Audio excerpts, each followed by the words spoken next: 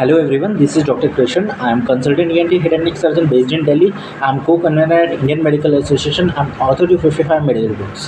So आज तो काफ़ी न्यूज़ आ रहा है सफदरजंग के बारे में। एक पीजी वहाँ पे 6 सितंबर के आसपास ज्वाइन किए थे, वो 1 वीक के अंदर रिज़ाइन कर दिए।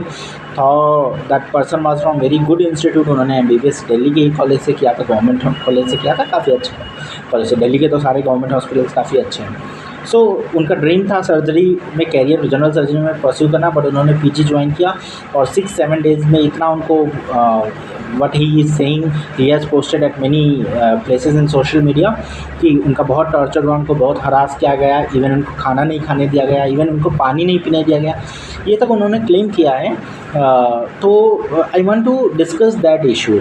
आजकल काफ़ी गवर्नमेंट हॉस्पिटल्स में जहाँ पे वर्कलोड ज़्यादा होता है, स्पेशली दिल्ली जैसे प्लेस पे जहाँ पे हर मेडिकल कॉलेज काफ़ी अच्छे कॉलेज हैं, हॉस्पिटल टीचिंग हॉस्पिटल काफ़ी अच्छे हैं और काफ़ी स्ट्रेसफुल वर्क कंडीशन होता है और वहाँ पे काफ़ी रेजिडेंट्स बोलते हैं कि उनके साथ बहुत इनह्यूमन वर्किंग आवर्स है, काफ़ी वर्कलोड है, उन पे काफ़ी परेशान किया जाता है उनको। सो कुछ हद तक ये बात सही होती है, बट अब एक यही चीज़ हम बोलेंगे कि व्हेन आई वाज रेजिडेंट मेरे साथ भी ऐसा हुआ था कि सबके साथ ऐसा होगा, किसी के साथ कम, किसी के साथ ज़्यादा। हाँ, मैं ये बोलता हूँ कि मेरे साथ थोड़ा ज़्यादा हुआ था department compare to others. There were few reasons for that, but हाँ, मतलब I was made to stay in ward for 3 days continue without going home. या मुझे फ्री करते थे रात के 3 बजे, जब सुबह 7:30 आना होता था कि अब घर चले जाओ, या 2 बजे चले जाओ। तो प्रैक्टिकली पॉसिबल नहीं होता, घर जाने में आधे घंटे आने में तो 1 घंटे तो ऐसे ही वेस्ट हो गए। घर जाने का कोई फ़ायदा नहीं है, आप सो भी नहीं पाओगे। तो वार्ड में ही जो भी टाइम मिलता था, 2 घंटे 3 घंटे उसी में सोना पड़ता था। ड्यूटी वाले दिन तो आप वार्ड में रुको ही हो। महीने में लगभग 12 ड्यूटीज़ होती थी और 12 ड्यूटीज़ के बाद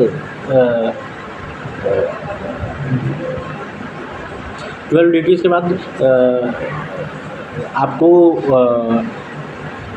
you don't have to give this ना, डोंट गिव दिस, जो लिखा है वही देना। सो 12 ड्यूटीज़ के बाद मतलब ऑलमोस्ट 24 डेज़ तो आप हॉस्पिटल में रुको। जिस दिन ड्यूटी पे रुकोगे, पोस्ट ड्यूटी भी आप ऑलमोस्ट 9 बजे तक फ्री होते हो। उसके बाद होता क्या है कि उसके बाद कुछ दिन, जिस दिन घर जाने वाले हो तो उस दिन भी they will make you stay, जैसे या पनिशमेंट के फॉर्म में, या फिर जब आप घर जाने वाले हो तो आपका राउंड शुरू करेंगे 9 साढ़े 9 बजे। उनको पहले राउंड नहीं लेना। सो ये सब कॉमनली फ्यू सीनियर्स, मैं ये नहीं बोलूँगा कि मेरे डिपार्टमेंट में सारे सीनियर्स खराब थे। कुछ सीनियर्स बहुत अच्छे थे, बहुत हेल्पफुल भी थे, लेकिन वो बहुत कुछ ही नंबर था। मतलब आप अगर डिपार्टमेंट में बोलोगे मेरे 20 सीनियर थे तो 2-3 ऐसे थे, बाकी मैक्सिमम वैसे ही थे कि जो भी कहिए कि या तो वो कुछ अच्छा सिखाने के लिए ऐसा करते थे, या बस कर रहे हैं क्योंकि उनको प्लेजर मिल रहा है, मतलब दे आर सैटिस्फाइड। ऐसे भी थे कुछ सीनियर्स, मैं इसको डिनाई नहीं करूँगा, ना तो वो सीनियर्स ये बात डिनाई कर सकते हैं। सो सफदरजंग सफदरजंग हॉस्पिटल से मैंने ENT किया था, तो वहाँ ऐसे सीनियर्स थे जो बहुत परेशान किए थे। एट द एंड क्या हुआ कि इतना परेशान हुआ, मतलब आई वेंट इनटू डिप्रेशन। मैं मेंटली अपने आप को उस समय तक काफ़ी स्ट्रॉन्ग मानता था और नो डाउट था, तो डिप्रेशन में चला गया। डिप्रेशन से फिर मूड एलिवेटर्स वगैरह लेता था, लॉस ऑफ एपेटाइट हुआ, टीबी हुआ और भी कॉम्प्लिकेशन। फिर एक समय मैं डिपार्टमेंट जाना ही बंद कर दिया, ये हुआ। फिर टीबी वगैरह हो गया और कहीं ना कहीं मतलब ये पूरा विशियस साइकिल था। तो मेरा almost I was hospitalised for more than 8 months. और जिन डॉक्टर के अंडर में एडमिट हुआ था, सर्जरी के हेड, वो ये बोलते थे कि when I went to meet him for my followup, तो वो बोले कि कृष्ण मुझे नहीं लगता था तुम बचोगे। तो मतलब वो अलग कहानी है, that is a separate story. But why I am saying this कि नो डाउट पहले भी when I was in Safdarjung तब भी ये था हरासमेंट। और कहीं ना कहीं मतलब कि कई बार क्या होता है, सीनियर्स समझ नहीं पाते या सीनियर सबको एक लेवल पे देखते हैं। तो as a senior we have to understand that कि कौन सा हमारा रेजिडेंट को किस लेवल से करें। और एक लिमिट के बाद आप you don't have to be human. आप if you are doctor you have to understand something. मतलब जैसे वो क्लेम कर रहे हैं, अगर वो सच है, अगर उनको खाना खाने पानी पीने नहीं देगा तो दिस इज इनह्यूमन ना।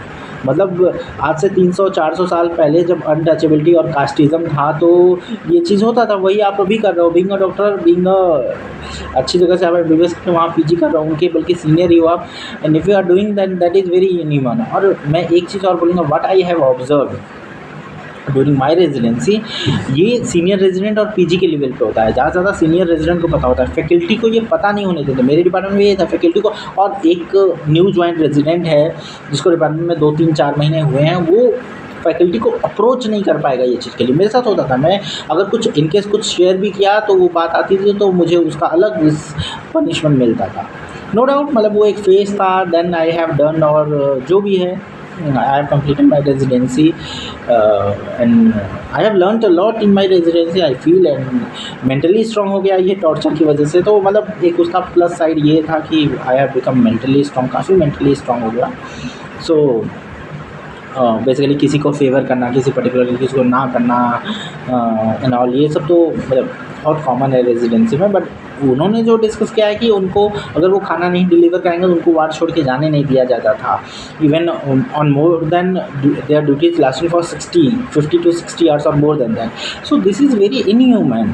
24 आवर्स में हर इंसान डिज़र्व करता है हाफ आवर, तो उसको वार्ड से मतलब उसका माइंड में कम, एटलीस्ट माइंड तो थोड़ा रिफ्रेश होगा ना, कि उसी कंडीशन में आप उसे बंद करके रखे हो। कैंटीन में जाने दो, आधे घंटे के लिए जाने दो, कैलकुलेट करके बोल दो कि आधे घंटे में तुमको आना है। अगर आपको लगता है कि आपका जूनियर बहुत ज़्यादा टाइम वेस्ट कर रहा है या घूम रहा है, ऐसा कर रहा है, तो आप 30 मिनट्स का ब्रेक दे दो एटलीस्ट। Everyone deserve. तो मतलब I want to say that कि as a medical professionals, as a seniors, as a medical, हम कहाँ हेड कर रहे हैं, वर वी आर हेडिंग।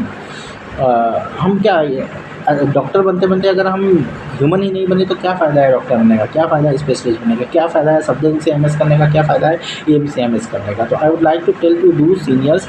और प्लस एज अ फैकल्टी आपको काफ़ी फैकल्टीज़ होते हैं जो इग्नोरेंट होते हैं, क्या हो रहा है रेजिडेंट की लाइफ में उनको मतलब ही नहीं होता। और this is very common in sub division. I am sorry to say that this is very common in sub division. Almost हर सर्जिकल ब्रांच में ये है। नहीं फ़र्क पड़ता उनको, या 1-2 फैकल्टी को फ़र्क पड़ेगा, मोस्ट ऑफ द को नहीं पड़ता।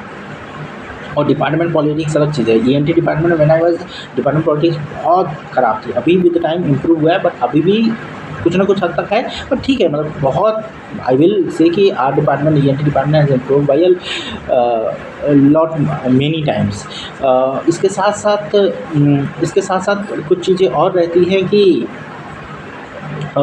जैसे वहाँ उनके पास था सर्जरी डिपार्टमेंट में ये था, उन्होंने बोला कि उनको 4-5 दिन तक घर नहीं जाने दिया गया है एंड ऑल। अगर वो ऑर्डर केवल डिलीवर करा रहे हैं तो उनको खाना है। तो these are very bad things, और this should be monitored by the faculty, क्योंकि डिपार्टमेंट चलती है फैकल्टी की वजह से, हेड की वजह से, and that should be monitored. एक एक चीज़ आप मॉनिटर करो। और जो रेजिडेंट की ग्रीवियंस है, क्योंकि होगा क्या कि हो सकता है कोई रेजिडेंट हो जो मेंटली इतना स्ट्रांग नहीं हो लेकिन काफ़ी टैलेंटेड हो, वो एक अच्छा सर्जन बन सकता है। वो क्या होगा, वो रेजिडेंसी छोड़ देगा, और वो टैलेंटेड लोगों को वी विल मिस आउट।